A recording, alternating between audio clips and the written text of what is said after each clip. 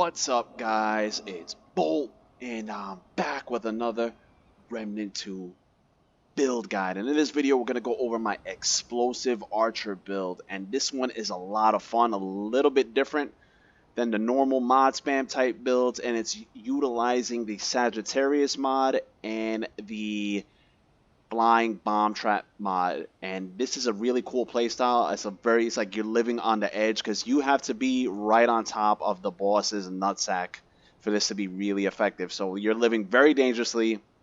You want to stay right inside of your chaos gate. You want to trap them in there, and you want to just wreak havoc on these bosses. Man, this build is amazing for really big targets, really big bosses, slow moving bosses, ones that you could just isolate.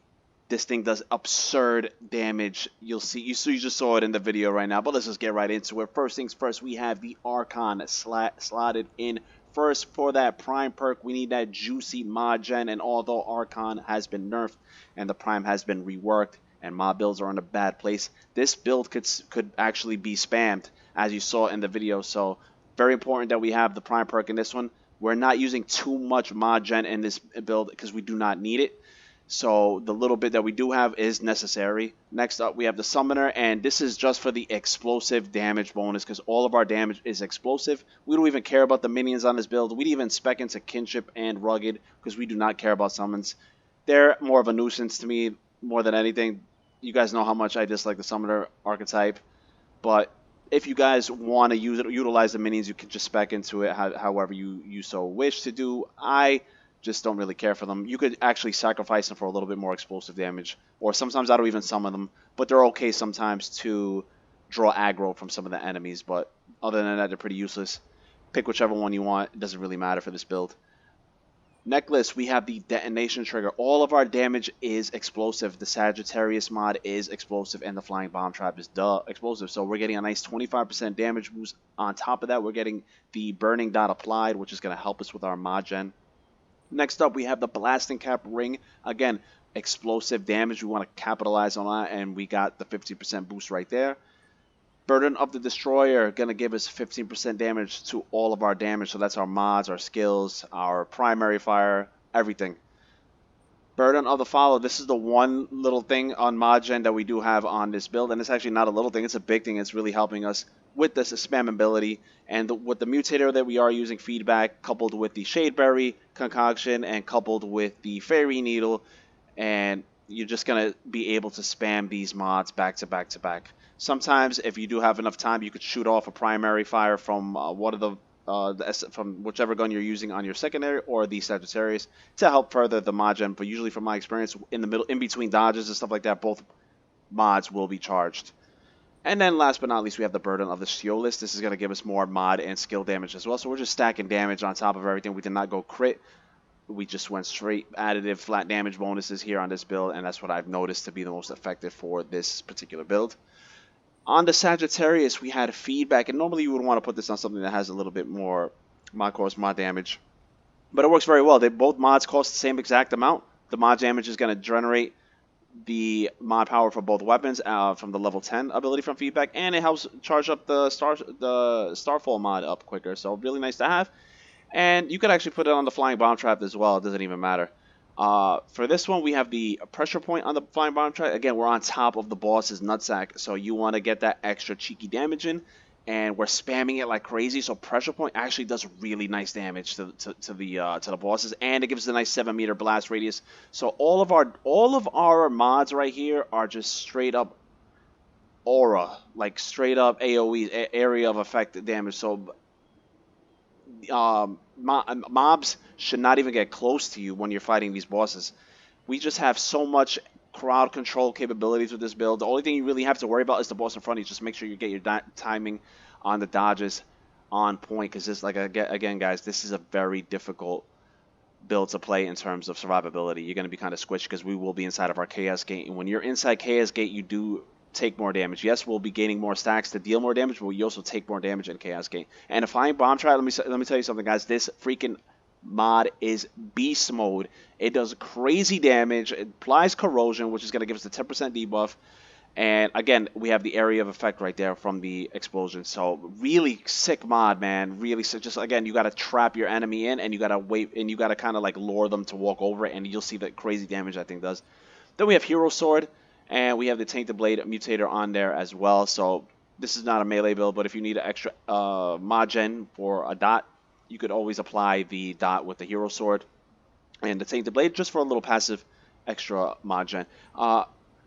Actually not again. Sometimes bosses will not be able to succumb to the flying bomb trap. For example, the Cinderclad Monolith. It does not work on that boss. It will not work on Mother Mind. Bosses such as those. So what you want to do is you want to substitute it for something explosive, number one, and something in relatively close mod cost to the Sagittarius. So I recommend the Helix. Helix was a nice alternative. Meridian, Corrupted Meridian, those are very nice alternatives to the Flying Bomb Trap on bosses in which the Flying Bomb Trap does not work on. Just a few choices you have there.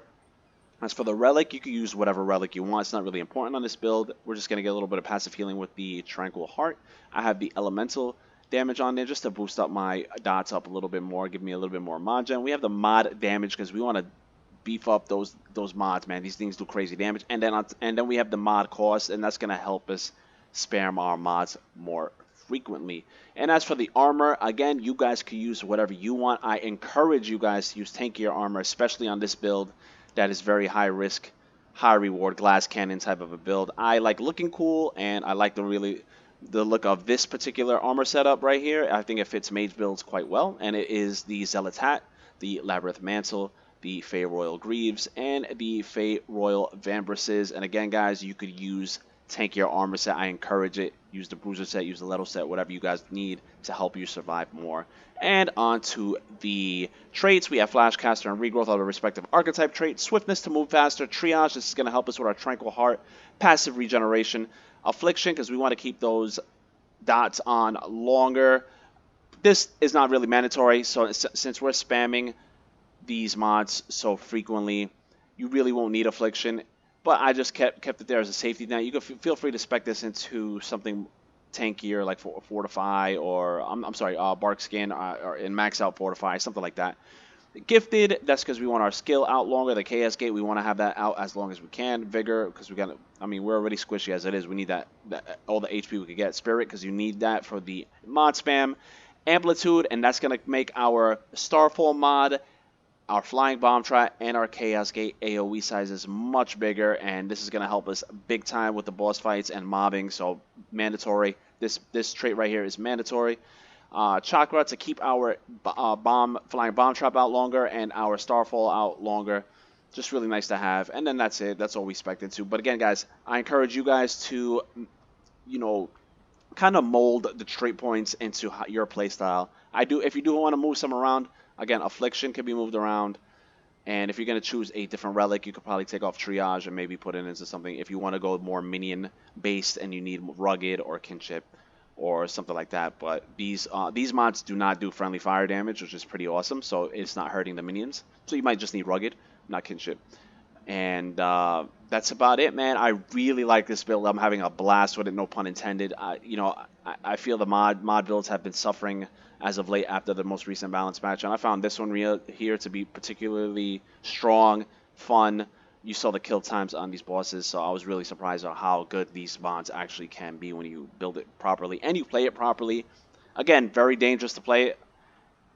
I encourage everybody just to give it a shot. It's a lot of fun. Live life on the edge a little bit. But I'm curious to hear everybody's thoughts below. Please let me know what you guys think. If you enjoyed this video, please consider giving it a like. It really helps my channel out. And we're trying to grow the Bolt Jameson channel out here and get the Remnant content out to everybody and spread awareness to this game. I love this game, and I really encourage more players to play it.